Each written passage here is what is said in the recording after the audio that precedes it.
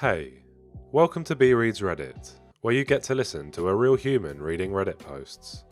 Don't forget to leave your stories in the comment section below, leave a like if you enjoyed, and subscribe for more juicy Reddit content. Enjoy. ProRevenge. She hated me and made me think I was an idiot. In high school, 10 plus years ago, I was quiet and attentive in class. Teachers liked me. I wasn't popular, but I had good friends. I say all this to explain that high school was relatively calm for me. I played sports, was on the student newspaper, and got decent grades. However, that all changed my second semester junior year. I've always been a voracious reader. My freshman English teacher recommended I move up to the honours English track. So I did, for freshman, sophomore, and the first half of junior year. Then I was put into classic literature my second semester junior year. I've always loved Greek and Roman stories, and had already read your typical high school classical reading list on my own. I didn't mind reading them again until I met Miss Umbridge. She put on a sweet facade, but she was downright evil. She also decided she hated me. I still do not know why, or what transgression I committed, but she hated me. I assume it was my habit of sometimes nodding off in classes. At the time, I had undiagnosed thyroid issues and was getting up at 5 AM for swim practice. I say sometimes because it happened maybe twice a month total between all 8 classes. I don't remember nodding off in her class, but it could have happened. Anyways, her class was 50% essays/written reports. The rest were random quizzes and a couple tests. I was on the student newspaper, and I was a decent writer. I wasn't worried about maintaining a B or up. We wrote our first paper, and I got a D. I was shocked.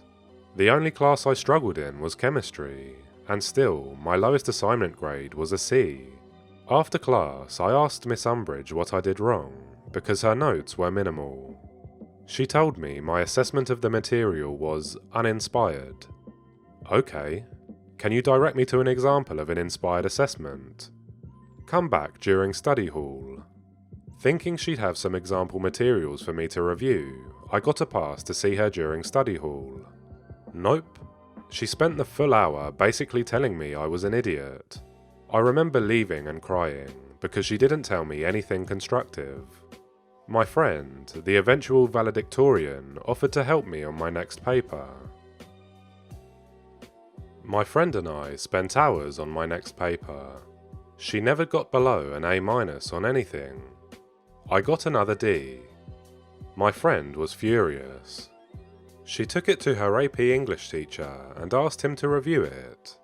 She said she was entering a writing competition and wanted advice.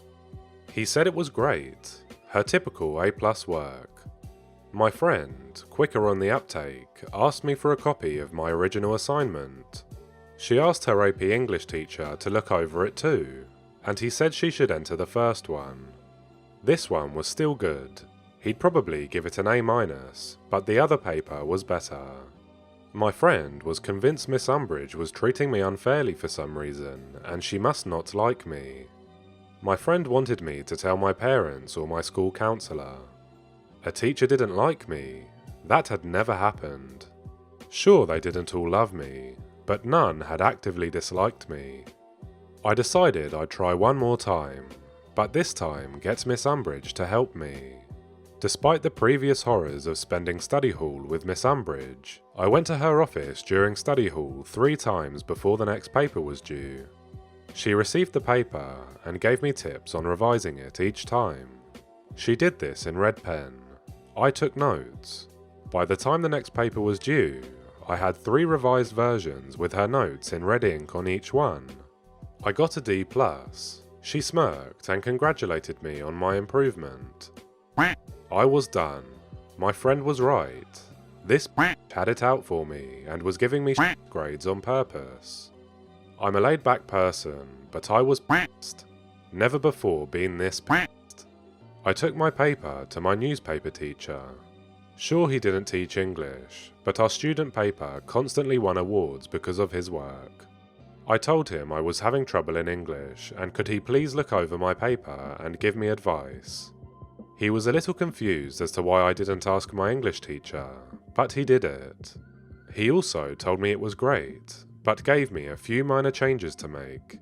I asked him if he thought it was a B or better. He said he'd give it an A, not 100%, but a solid A. I went to my friend and we brainstormed. I couldn't request a drop/add. This wasn't college. You don't just switch classes at my high school, unless the teacher recommends an honour placement. That's not true, said my friend. The football and basketball guys get moved to easier classes all the time to keep their grades up, so they are eligible for games. The athletics director was a friend of my dad, so I requested a meeting with him and my swim coach after school one day. I told them I was in danger of losing my eligibility to swim because I was pulling a D in a class. I wanted to move classes, but I knew I'd need approval from administration, which I wouldn't get without a good reason. They asked if I had requested help. I explained I had asked for help from multiple people, but my grade wasn't improving. I didn't know what to do. They asked to see my papers. I sat while they read them. They both looked at me confused. Neither of them could understand how those papers were only worth a D. The student VP was brought in. He asked who helped me. I explained my friend. He knew who she was, again, future valedictorian, and she had even asked her AP English teacher to look it over for advice. I had also asked my newspaper teacher to help me. Student VP asked if I had ever actually asked my teacher for help. I smiled and handed him the 3 revised versions of paper number 3 with Miss Umbridge's red ink all over them. He frowned. AP English teacher and my newspaper teacher were pulled into the meeting. They were each asked to grade the papers. All 3 papers got an A- or better. While this was going on, my dad was called in by the athletics director. My dad was pissed. He demanded that I be moved to another class and that Miss Umbridge be put under review. Clearly, she wasn't grading students on their work, but on her own personal opinions. The school administration obviously bristled at the accusation that a teacher was treating students unfairly. A lot of arguing that I wasn't allowed to sit on occurred in the VP's office. I could hear plenty of yelling as 6 adult men argued over the appropriate next steps. It was decided that myself, my dad, VP, and athletics director would have a meeting with Miss Umbridge. The following morning, before school, we all met. Miss Umbridge seemed to think she was going to get to tell everyone why I was so stupid. VP explained that if I maintained a D in her class, I would lose my extracurricular eligibility, and we were all meeting to discuss what to do. She smirked and said I should be moved to the non-honours English track, and I had no business being in honours English. I didn't have the aptitude to understand the complex classical literature they were studying, and I probably would need a tutor to even get through basic English. I've never seen my father so red, and I half expected to see steam come out of his ears. VP asked why she didn't try to help me improve. She said it was up to students to put in the initiative to get better. VP asked if that meant I had never asked for help. She said I had not. VP then pulled out the 3 revised versions of paper number 3 and handed them to Miss Umbridge. Now it was her turn to be read. She called me a liar and said those notes weren't hers. Things got heated and I was asked to leave again. I sat outside the office. This time the secretary was there, and we both heard the shouting. School was set to start in 30 minutes and they were all just shouting.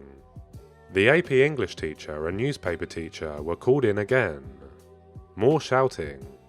About 5 minutes to the start of classes, the teachers left and I was called back in. If looks could kill, I'd have died then and there when Miss Umbridge walked out of VP's office. I was being moved to basic English, effective immediately. My current grade would not carry over. I would not need to make up any past assignments, and new teacher would be instructed to grade me only on the assignments going forward. My new English teacher, Miss Honey, ended up being the English department head. She was 65 and had been doing this for decades. After 2.5 years of honours English, this class was easier than PE. I barely had to try to get an A, but I refused to let Miss Honey think Miss Umbridge had been right. I tried harder in that class than any other class that semester. I finished projects so quickly that I was asked to tutor a girl struggling in the class. I spent half the class period just helping this girl understand the material. I helped her go from a C- to a B+. I got something like 104% in the class. At the end of the semester, Miss Honey called me into her office during study hall. She was recommending I return to Honours English for senior year. I must have looked panicked, because she assured me Miss Umbridge would not be my teacher. In fact, she would not be anyone's teacher. She was leaving at the end of the school year. Miss Umbridge was only in her late 20s and unmarried, too early to retire. And my high school was in one of the best paying school districts in the state. I knew what leaving meant, but Miss Honey still explained that I was put into her class on purpose. The school administration trusted Miss Honey to determine the truth of Miss Umbridge's claim that I was basically a lying idiot. Miss Honey stated that I very clearly belonged in Honours English. She apologised if her class had not been challenging enough for me. I cried. I mean full-on ugly snot cried.